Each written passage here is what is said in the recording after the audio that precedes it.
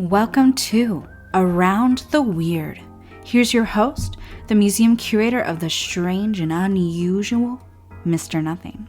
Thank you, mysterious voice, and welcome back to Around the Weird, a booktube channel where I talk about all the unusual and out of the ordinary literature that I have found in my travels. Today, I want to talk about a book that I read, one that I got from my local library. Don't forget to patronize your local libraries. They have all kinds of zany things that you might not know about.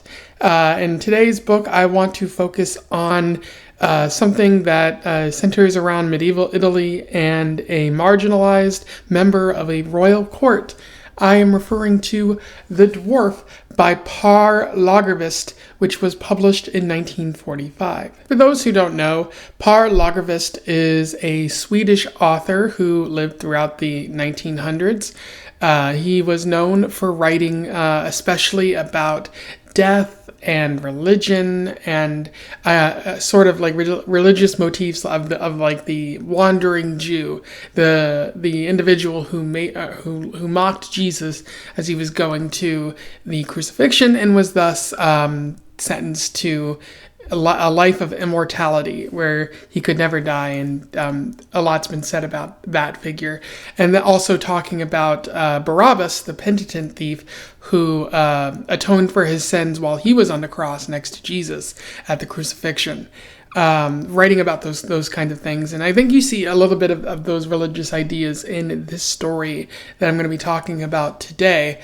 I'm not a religious scholar, so I'm not very wide. I don't have a lot of knowledge about these sort of things, but I do know that these are topics that are very well regarded and talked about in literature circles because there's so much worth pulling apart and discussing. Just to note about all the death, it makes a lot of sense that he focused on these kinds of things, especially given that he was Swedish and he lived in Europe and he lived to see World War I and World War II. So, a lifetime of nihilism or just not really being content with religion and all of that is to be expected, I would think. And he won a number of awards for his books, his short stories, his memoirs, his novels that he'd written, including the Nobel Prize, which is pretty impressive. So a well-regarded author, and this is the first time I'm reading about him or having read about something that he wrote, which, although I think I might have heard of The Dwarf before, I've never read it. So this was a pretty interesting story that I can't wait to talk about. So without further ado, I will do a summary, a little bit of analysis, and we'll move on from there. So The Dwarf focuses on Picolline. He is an Italian man living in medieval Italy. He is a member of a royal court. I don't know how big this kingdom is, but it's pretty fair sized. And he is a dwarf. He's a little person, whatever term you prefer to use. I'm using the term dwarf because that's what they use in the book. But he's essentially a jester of this court. His parents sold him to the court, to the king or the prince or whatever when he was a baby, as did a lot of people at that time. And so he has been a member of this court, sort of as a confidant of the prince and the princess in the process, although I don't think they hold him in high regard because he's just a jester to them.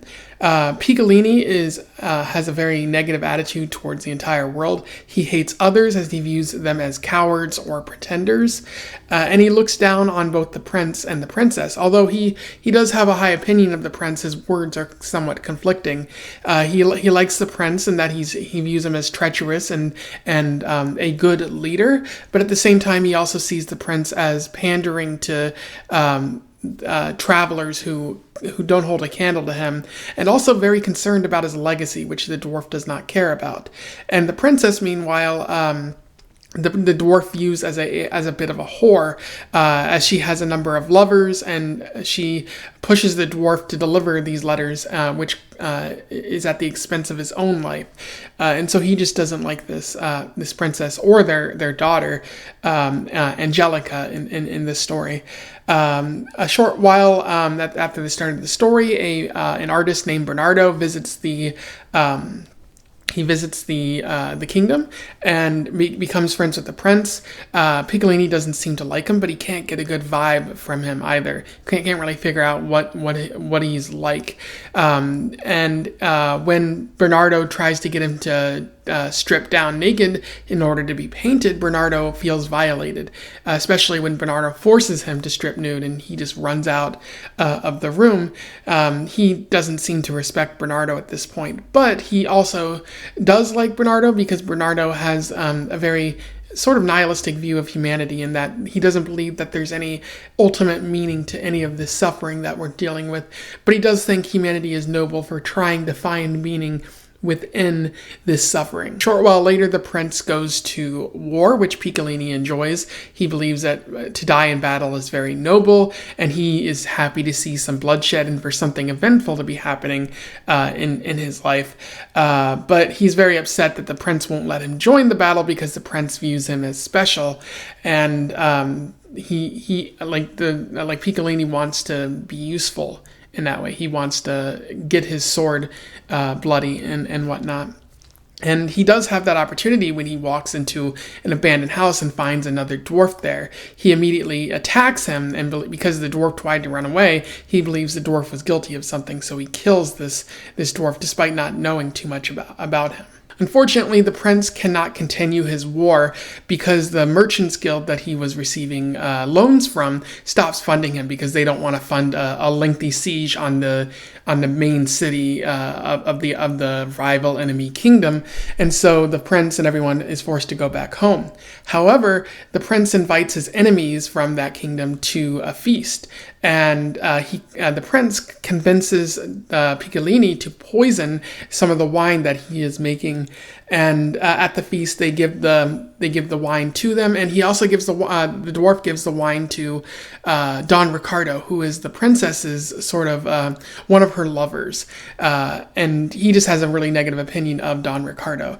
The prince sees this happening, but doesn't do anything to stop it. And the dwarf notes, like, how could he know that Don Ricardo is having an affair with the princess? He just doesn't seem to know. But again, he's not really trying to stop him there. And everyone dies, including Don Ricardo, which sends the princess into a great depression that she never really recovers from. The enemy kingdom again starts the war and launches a siege against the town, and a sickness begins to spread that kills much of the townspeople, although the people inside the castle seem to be immune from this sickness and aren't getting sick at all. Meanwhile, Angelica, the princess's daughter, is meeting secretly with Giovanni from the rival kingdom, and Giovanni and them are in love. The dwarf is angered by this. He feels repulsed by Angelica and Giovanni, so he tells the prince, and the prince finds out and kills Giovanni while they're in bed. Angelica and him are in bed, which drives Angelica to madness, and she eventually kills herself. And the dwarf doesn't feel responsible for this, although people start distancing themselves from him because he seems to be acting rather erratically at this point. At that point, once the enemy army starts contracting this plague themselves, the enemy army just retreats, and there's sort of a peace brokered between these two rival kingdoms. At that point, the princess dies, and before she dies, Picolline basically says that God is punishing the princess for her being a whore to her face, which fills her with anguish, and she ends up just falling into a coma and then dying. And the court, including the prince, believe that Picolline is responsible based on he must have said something to her, and he does not confess to it even when tortured. And he decides to stay quiet. So the court does the only thing they can do, and they send him down to the dungeons and chain him there for a life sentence, or what it appears to be. And that's around where the story ends, with the dwarf reflecting that the kingdom has sort of turned the princess into a saint, even though that's not how she was in her real life, and also noting that he's not going to be down in the dungeon for very long because the prince should need him soon. Now, whether or not that's true or not, that remains to be seen, but that's where the story ends there. In terms of analysis, there is a lot to talk about with this story.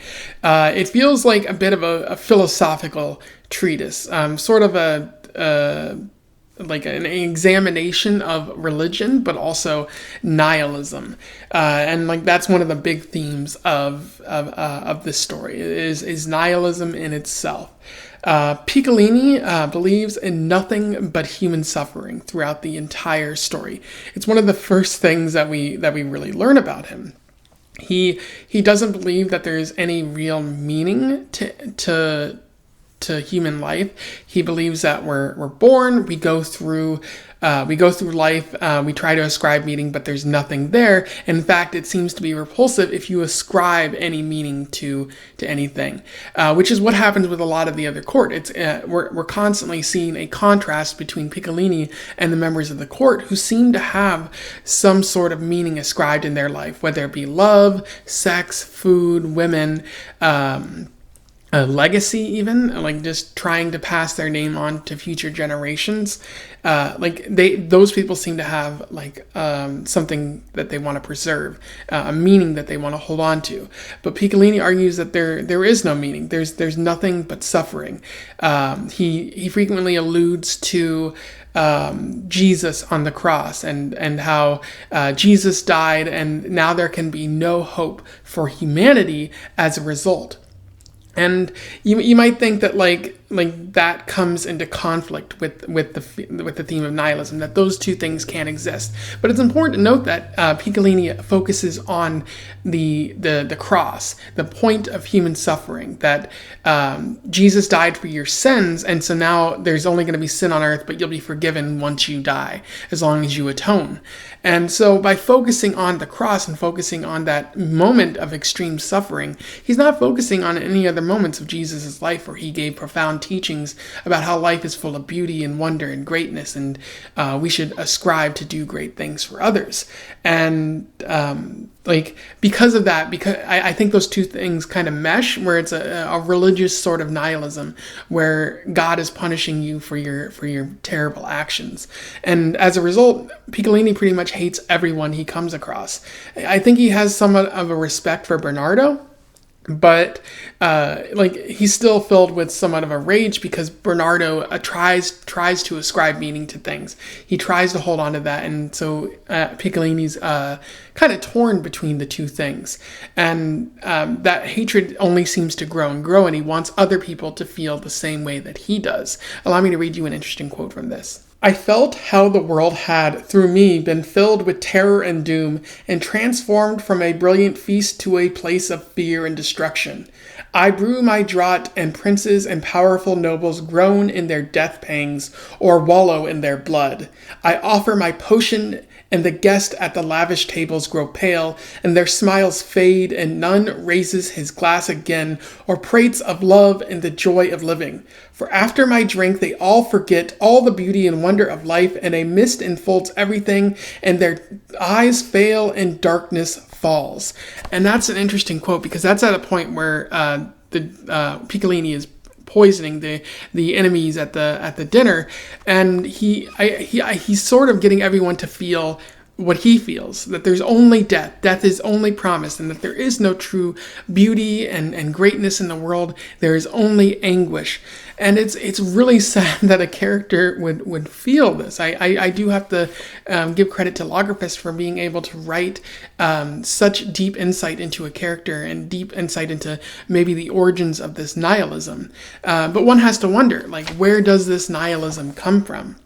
Like, what would make a person feel this way? And that brings me to my next point, which is this nihilism doesn't come from nowhere. It stems from marginalization in society. Piccolline only knows suffering. He's ignored and he's hated because he is a dwarf. At the very beginning of the story, we're told from Piccolline himself that his parents sold him to this court because he was a dwarf. He's not on equal footing with everyone else. When people, when he's walking with the prince, because he frequently travels with him, people do not look at him. They only look at the prince because he's not in their line of sight. Very interesting kind of way to show that he's not on equal footing. And another interesting element of this is that Picolini says that when people see him on the streets, when he's walking through the town, they frequently kick him and mock him, and they say, "Oh, because we kicked this dwarf, we have mocked the prince." So they don't even view him when they're looking at him. They view the prince like he's not even an actual human being. He's just a vessel for them to convey their anger towards their ruler. So like, not only is he like marginalized, but sometimes he's not even seen as someone who's actually there. He's never known love, sex, feasting, enjoying what you're able to eat, or even legacy. He's given like hand-me-down food. He was offered an opportunity to have sex, but only so only so the princess could have a dwarf child of her own to play around with, which is really creepy when you think about it.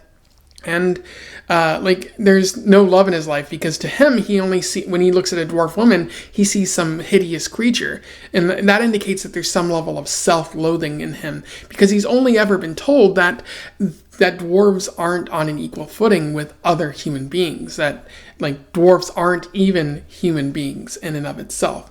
And so for Picolini, he has nothing, and because he only knows suffering, that's his worldview.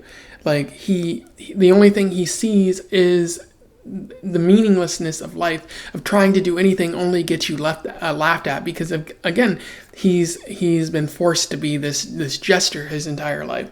And what's really interesting is how the story ends, because not only is he marginalized, seen as less than, but his story ends with him in the dungeon. So not even on equal footing with everyone in the castle. He is below the castle.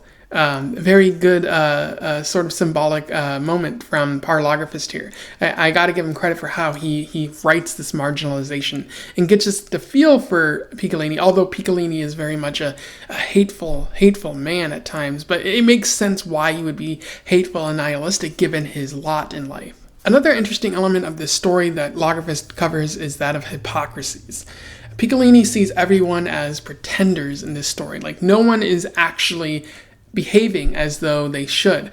Picolini is probably the only one who is a real person kind of thing, like a person not behaving in any sort of role, but behaving as he wants to. He sees everyone else as trying to gain something from life and aspiring for something greater. Like the prince isn't actually behaving as a human would. He's pretending to be this religious man, even though he's obviously cheating on the princess. And the princess is doing the same thing to the prince. They claim to be these religious people. And in Italy at the time, medieval Italy, cheating on your spouse, having an affair, infidelity, that was considered a great sin that would get you sent to hell. And Picolini sees this and is like, these people aren't being honest with themselves. They claim to worship him, the Lord, but they are spitting in his face because they're living a sinful life. And there's strong religious overtones right there in how he chooses to refer to God. Again, I don't think he actually believes in God, or I don't think he believes that there's any meaning to life through God.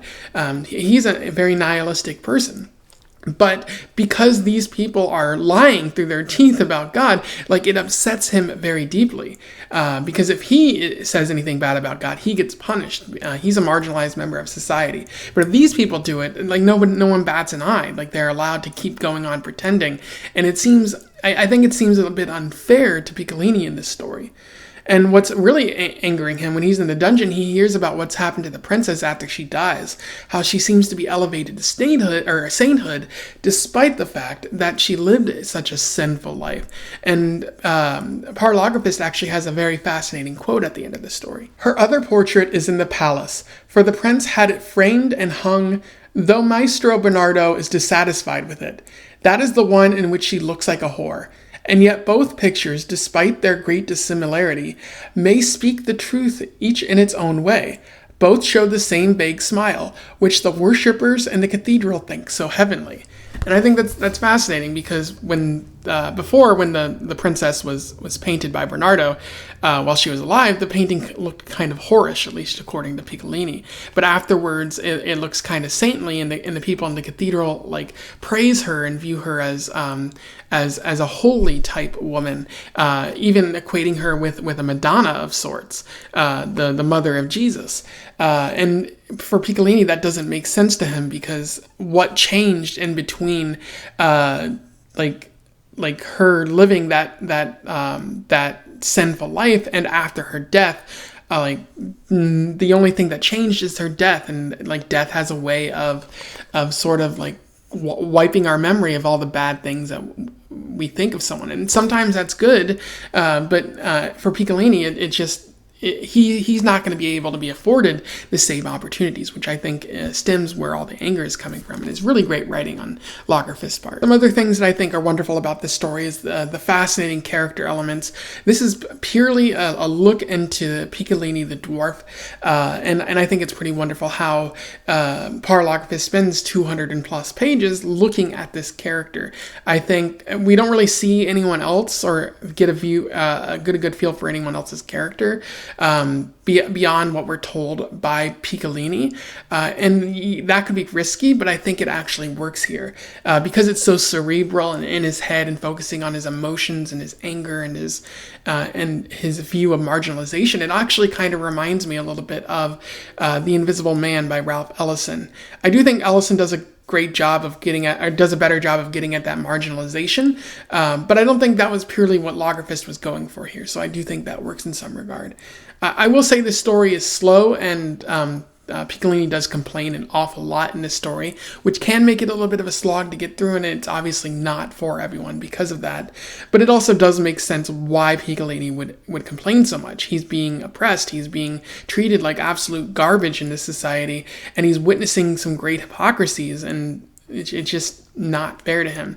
But at the same time, he's treating other people like just as bad as they're treating him, telling the princess that she belongs in hell, and that can be really hard to read. But Lagerkvist isn't afraid to take those kinds of risks, which I appreciate there. Anyway, those are my thoughts on The Dwarf by Par Lagerkvist. A pretty excellent story, and one that I'm glad I read at the beginning of 2023, because that means I get to start off the new year with something excellent rather than something dreadful. I hope it's one of those stories that kind of sticks with me and leaves me thinking more, because I do find myself thinking more and more as time goes on, and I might have to revisit it because I might see it with fresh eyes at that point. But yeah, if you read this before, or you simply want to comment on something I said here, do so below. I would love to hear your thoughts on The Dwarf. Otherwise, don't forget to like, share, and subscribe so that more people can find out about this story or this author if they don't already know about them, like me. I'm feeling this might be to some people's fancy if they don't already know about it. And until then, I wish you the best of luck in your weird and medieval Italy travels. Farewell.